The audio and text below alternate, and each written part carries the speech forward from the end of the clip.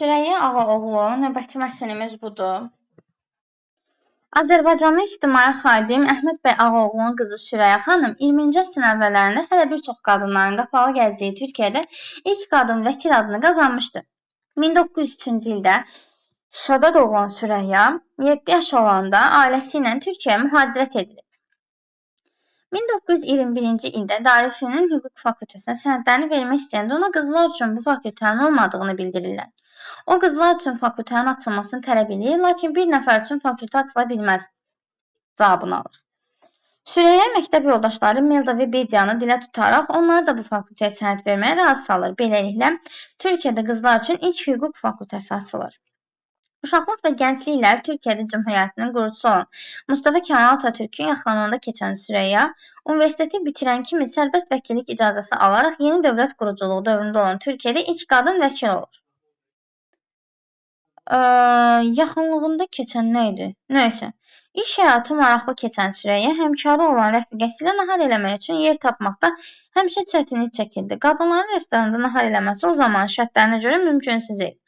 Onlar Süreyyanın o zaman mətbuat katibi olan atasından İstanbul restoranında nahar eləmək üçün icazə istəyirlər. Əhməd bəy etiraz eləmir. Növbəti gün iki rəfiqə restorana gedirlər. Onlara heç kim bir şey demir, lakin arxalarınca danışmağa başlayırlar. Şikayətlər Əhməd bəyə çatdırılır. Evə qayıdanda atası Süreyya bundan sonra nahar fəsiləsində mənim yanıma gəlin deyir. Bir müddət sonra Atatürk və həyat yoldaşı Süreyyagilin evinə qonaq gəlir.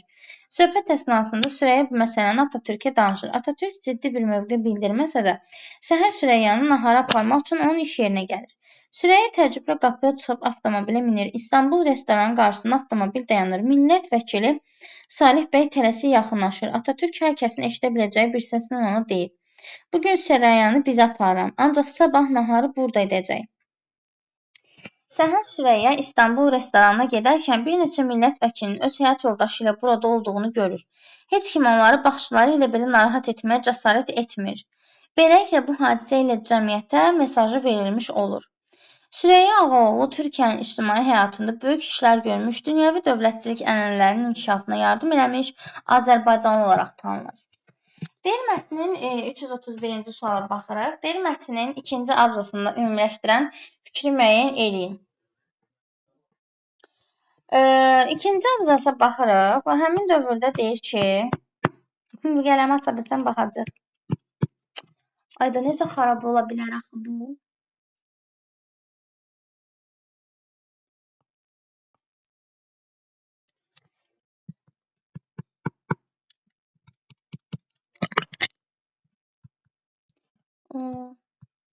Şu an o xarab olmuyor deyəsən. İkinci abzas idi, düzdür? Burada nə deyir? Deyir ki, 1921-ci ildə Darülfünun Hüquq Fakültəsinə sənədlərini vermək istəyir, amma oxuya bilmirdi. Yəni, onun üçün belə şərait yaradılmır, belə deyək. İndi bu dövrdə biz belə qənaətə gələ bilərik ki, planşet donur. Hüquq Fakültəsində təhsil almaq istəyən Süreyya öz sinif yoldaşları Melda və Bediyanın arzusunu reallaşdırır. Şunlar, o qızların qələmim işləmir. Onların arzusu deyildi. Sadəcə o onları razı salmağa çalışır, düzdür. Ona görə A səhvdir.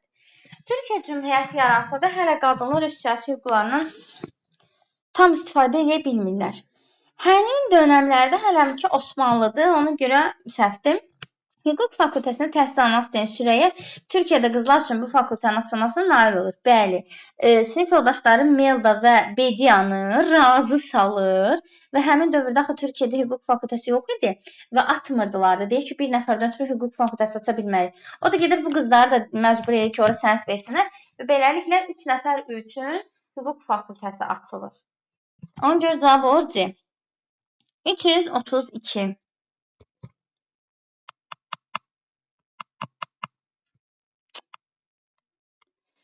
Çərçivədəki hissə neçənci abzasdan sonra əlavə edilsə, mətndə məzmun ardıcılığı pozulmaz deyir. Sən demə, o bu məsələyə çox əsəbləşmiş, lakin bunu bürüzə verməmiş. Evə gəldikdən sonra dərhal bir neçə millət vəkilini zəng edərək həyat yoldaşları ilə bərabər həmin restorana getmələrini tapşırıbmış. Bu bilsiz hardadır? 6-cı abzas var. Burada qabağına 6 yazılıb. Bax, ora artırılır. Çünki orada deyir ki, Atatürklə danışır. Atatürk ciddi bir mövqe bildirməsə də Səhər Süreyyanı nahara aparmaq üçün onun iş yerinə gəlir. Sən də və Süreyya təəccüblə qapıya çıxıb avtomobili minir. Atatürk hər kəsin deyir, qarşısında avtomobil dayanır. Millət vəkili Salih bəy tələsik yaxınlaşır. Salih bəy, sən demə, deyir, o məsələ haqqında çox əsəbləşmiş. Yəni Atatürkdən gedir də söhbət. O da 6-cı abzasa uyğun gəlir. Cavab olur Y variantı. Sonra mətnin aid olduğu üslub. Mətnimiz olur publisistik üslubda. Ona görə publisistik üsluba nə uyğun gəlsə onları yazırıq. Aydın və anlaşıqlıdır 1. 2-də deyir terminoloji funksiya. Terminoloji funksiya hansı üslubdaydı? Elmi üslubdadır, buna aid deyil. Dilə əsasən sərbəst olur. Sərbəst aiddir məişət üslubuna, buna aid deyil. Məcazi mənalı ifadələrin işlədilməsi mümkündür. Bəli, publisistik üslubda məcazi mənalı sözlərdə istifadəyə yer verilir. Cavab olur Y. Deyir, yalnız müəyyən ixtisas sahibləri tərəfindən yaxşı başa düşülür. Bu da yenə elmiyə aiddir 5. Amma mətnimiz elmi üslubda deyil. Gəldim, çıxdım 334-də. Mətnə əsasən həmin dövrdə mövcud olan dövlət quruluşu haqqında doğru fikirləri müəyyən edin. Vətəndaş hüquqları qorunmağa çalışırdı. Bir düzdür. Çünki Atatürk qadınların da bu qızın nədir? Bu Süreyya xanım Ağaoğlunun hüququnu qoruyurlar. Yəni restoranda gəlib oturub o da yemək yeyə bilər, o da hüquq oxuya bilər zat. Dövlət quruluşunda dəyişiklik baş verməmişdi. Baş vermişdi. Çünki Atatürk gəlir hakimiyyətə və Türkiyə Cümhuriyyəti yeni yaranmış olur ona görə. Parlament fəaliyyət göstərirdi. Bəli, millət vəkili anlayışı var uşaqlar. Millət vəkilləri Milli Məclisdə bizdə də Milli Məclis parlamentdir də, əslində parlament seçkiləri zad olur. Milli Məclis parlamentdə işləyir. Ona görə 3 düzdür. Çünki burada millət vəkili anlayışı var. Qadınların hüquqları qarşısında pozulmaz sədd vardır. Bu düz deyil. Dünyəvi dövlət formalaşırdı. Bəli, formalaşırdı. Demir, çoxdan var idi. Formalaşır, bəli. Yəni dindən çıxırıq, artıq dünyəvi elmləri öyrənirik. Ona görə düzgün cavab olur A variantı.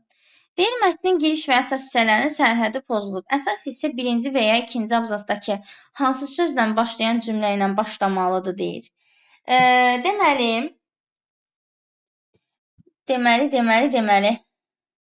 Hə, elə bayaqlarından oxuyanda istədim deyəm ki, burada nəsə pozulub.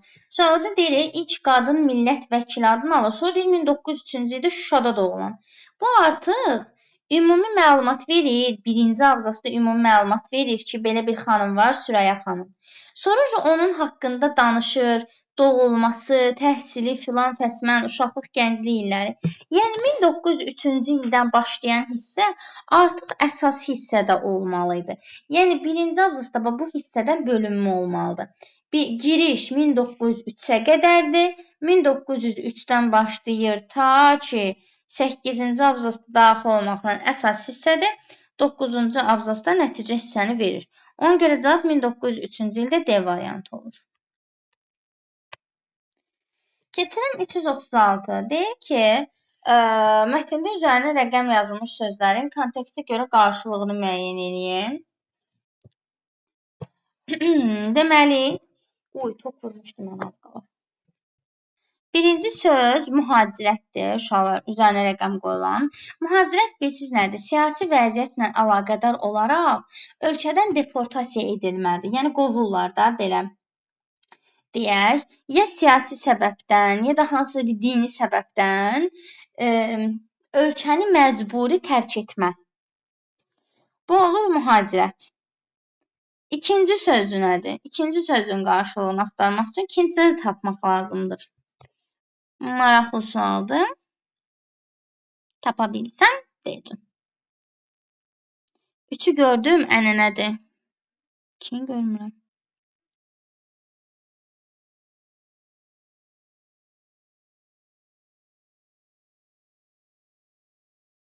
Hə, yox, görmürəm.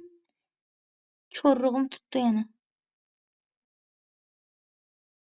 Hə, tapdım. Mesaj. Beləliklə, bu hadisə ilə cəmiyyətə mesajı verilmiş olur. Burada mesaj, yəni uyarı kimi deyək də, mesajın qarşılığı ismarışdır. Məsəl üçün, sənə belə bir ismarış göndərib deyirlər, belə bir mesaj göndərib. göndəri deyirlər də, ismarış istifadə olunur. Məsəl üçün, eyhamla bildirilən hər hansı bir fikirdə deyə bilərsiniz. Amma konkret qarşılığı ismarışdır. Məsələn, əvvəl oldu mesaj yazın, ismarınca yazın. Belə bir şey olurdu WhatsApp-da. İsmarışdır qısacası. Üçüncüsü də dünyada dövlətçilik ənənələri, nəsildən nəslə keçən normalar cəmi deyə bilərik, normalar toplumu deyə bilərik ənənəyə. Adət deyə bilmərik, dövlətçilik adətləri. Çünki buradakı ənənənin konkret qarşılığı adət deyil. Nəsildən nəslə ötürülən bir, necə deyim, normadır. Ənənənin qarşılığına adət yazmaq olmaz. Ənənənin qarşılığı olaraq adət olar ki, Novruz ənənələri yazarsınız. Bax, o zaman. Yaxşı. Sonra, deməli, 337-də deyir, mətnin məzmununa əsasən nöqtələrin yerinə uyğun fikirlər yazmaqla cümləni tamamlayın. Beləliklə, bu hadisə ilə cəmiyyətə nə mesajı verilmiş olar? Burada uşaqlar, qadınlar əvvəl deyir ki, restoranda oturub yeyə bilməzlər, qadınlar hüquq oxuya bilməzlər. Amma bundan sonra qadınlar gəlib restoranda yemək yeyirlər, düzdür, İstanbul restoranda. Beləliklə, bu hadisə ilə cəmiyyətdə qadınlarla kişilərin bərabərliyi mesajı verilmiş olur, yazmaq olar. Qadınlar da kişilər kimi restoranda, cəmiyyətə qadınlarla kişilərin bərabər olduğu mesajı verilmiş olar. Qadınların da kişilər kimi restoranda yemək yeməyə hüququ olduğunu mesajını vermək olar. Kişilərin qadınlardan üstün olmadığı mesajını vermək olar. Bəli, qadınların kişilərdən bir fərqi olmadığı mesajı verilmiş olur. Və s. Yəni, hər kəs bərabərdir, yəni uşaqlar. Bu mesajı verməlidir. Yəni, demokratik cəmiyyətlərin hər birində, elə Azərbaycan da qarışıq, qadınlarla kişilər bərabər hüquq və azadlıqlara malikdir. Yəni, nəticə etibarilə insanıq, hər birimizin şüuru var. Ona görə nə qadın kişidən üstün götürülmür qanun qarşısında, nə kişi qadından üstün götürülmür. Hər kəs qanun və məhkəmə qarşısında, daha doğrusu hamı qanun və məhkəmə qarşısında bərabər hesab olunur və heç kim heç kimdən üstün deyil. Mənim bu planşetim işləmir. Güclə yazır. Sonra 338. Deyir, mətnə əsasən Süreyyanın nailiyyətlərində rol oynamış 2 amil yazın deyir. Deməli, uşaqlar, birincisi Atatürk yazmaq olar. Çünki Atatürk sayəsində o artıq restoranda rahat yemək yeyə bilirdi. Süreyyanın Atatürklə olan yaxınlığı, bunu qeyd edə bilərik bir. Yaza bilərik ki, Türkiyədə artıq hakimiyyət dəyişiklikləri olurdu. Çünki cümhuriyyət yaranırdı və cümhuriyyətin yaranması ilə Türkiyə dövlət quruculuğunda yenilənmə gedirdi. Bu da Sürəyyəyə bir növ artı olur da, yəni bir plus olur onun üçün. Bir də özünün mübarizə aparması ola bilər uşaqlar. Çünki öz xarakterinə görə adam hüquq oxumaq istəyir. Deyir ki, başa düşmürəm, kişi məndən nəyə artıq da hüquq oxuyur, mən oxumuram. Mən də oxuyacağam. Gedir, yəni mübarizə aparır, əzmkar olur və nəticədə istəyinə nail olur. Bu bir. İkincisi dediyim kimi məsələsidir. Atatürklə olan yaxınlıq məsələsidir. Üçüncüsü isə Türkiyədə yeni dövlət quruculuğu dövrünün olması. Onu qabağa aparır. 3 dənə dedim, orada hətta deyəcəksən 2 dənə yaz, mən 3 dənə dedim.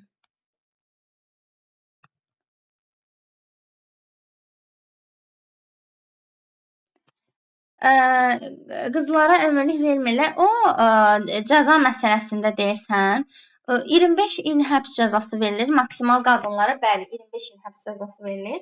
Onun əsas səbəbi bioloji məsələlərdir ona görə. Yəni qadınların ana olma faktorları var deyənə, ona görə qadınlara ömürlük həbs cəzası verilmir. Yəni bioloji olaraq fiziki cəhətdən onu götürmürlər. Hüquq bərabərliyindən söhbət gedir.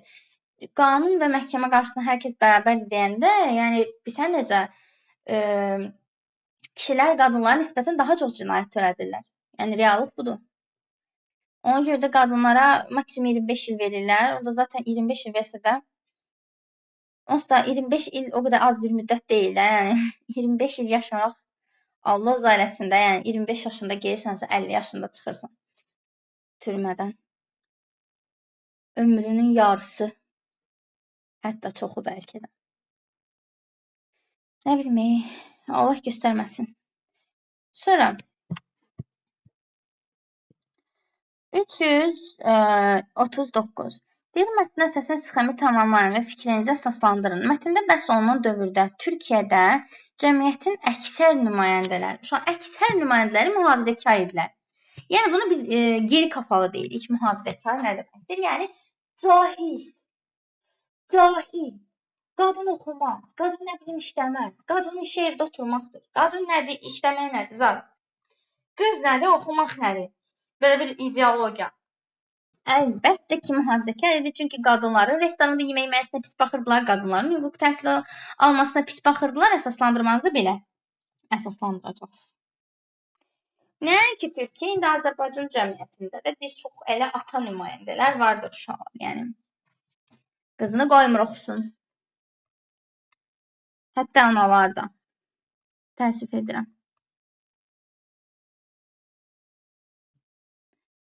Deyir ki, 340-da mətnin 4-cü abzasında əks olunan problemi əsasən cədvəli doldurun. Mətnin 4-cü abzasındakı problem restoranda yemək yeyə bilməməkdir. Ya da restoranda yemək yeyən qadınlara pis baxırdılar. Problemin həllinə çalışan şəxs 3 nəfər olur. Birincisi Atatürkdür, ikincisi Əhməd bəy Ağaoğludur, üçüncüsü də qızın özüdür, Sürəyyadır. Problemin həllinə çalışan şəxs Sürəyya. Həllini nədə görür? Bu haqda Atatürkə danışır, düzdür? Problemin həllinə çalışan şəxslərdən biri Atatürkdür. Atatürk nə edir? Millət vəkillərinin zadı yığır və hər restoranda Sürəyyanın nahar eləməsinə icazə almağı təmin edir. Əhməd bəy Ağaoğlu da Sürəyyanın atası idi. O da qızına deyir ki, bundan sonra onda gəlib mənim yanımda nahar eləyərsiniz. Yəni Əhməd bəy Ağaoğlu problemin həllini nədə görür? Öz yanında nahar etməyə dəvət edir. Çox asan bir sual. Всё. Var bununla bağlı sualınız, uşaqlar? Bağlan, nə olar?